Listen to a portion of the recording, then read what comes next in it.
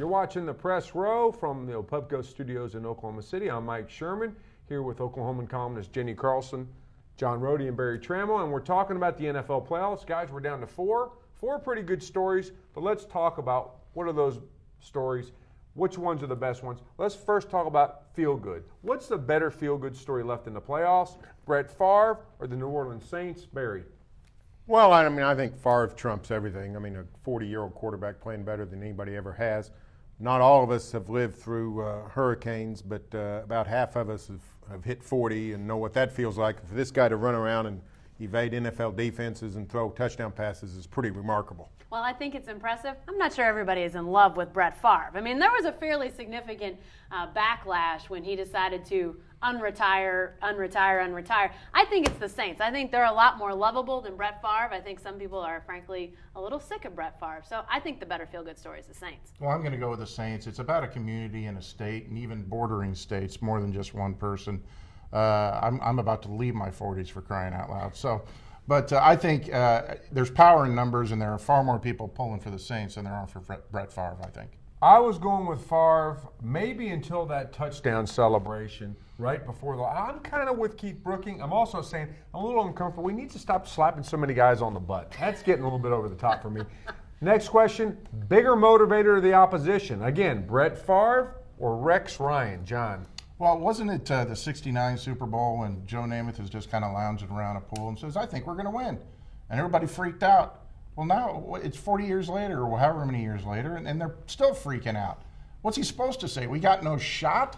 I'm going to say Favre more than Ryan, because Ryan is just sticking up for his team, Jenny. It's not like he's making anything out. What do you think you'll win or lose? Well, I think we'll win. That's it. Yeah, I love Rex Ryan. I think he is the bigger motivator of the opposition.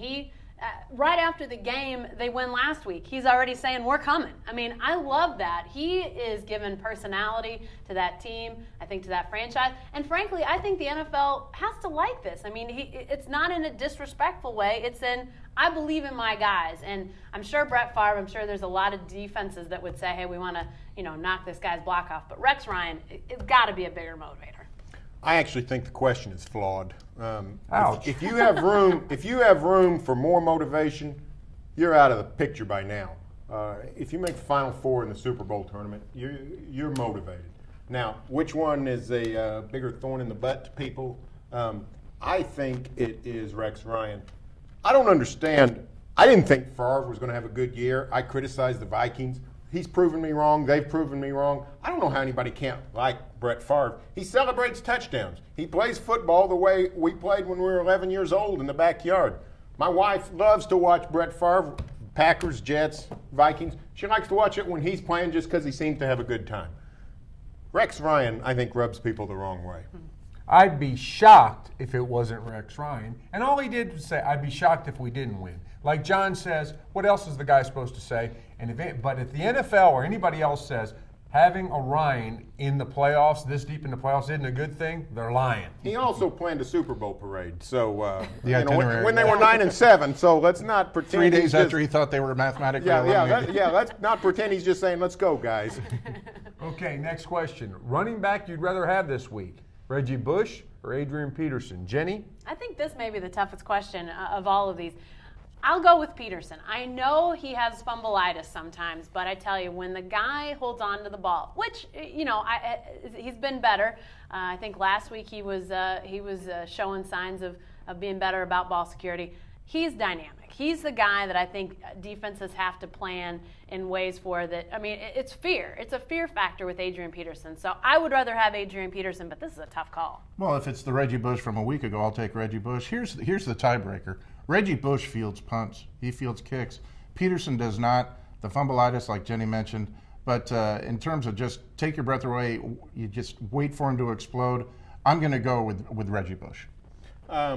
I'm going to take Adrian Peterson. I think maybe a better question is who would Who would you rather have, Reggie Bush or Pierre Thomas? Since the Saints play them both about equally. So Reggie Bush, you're right, John. The way he played Sunday, he's phenomenal.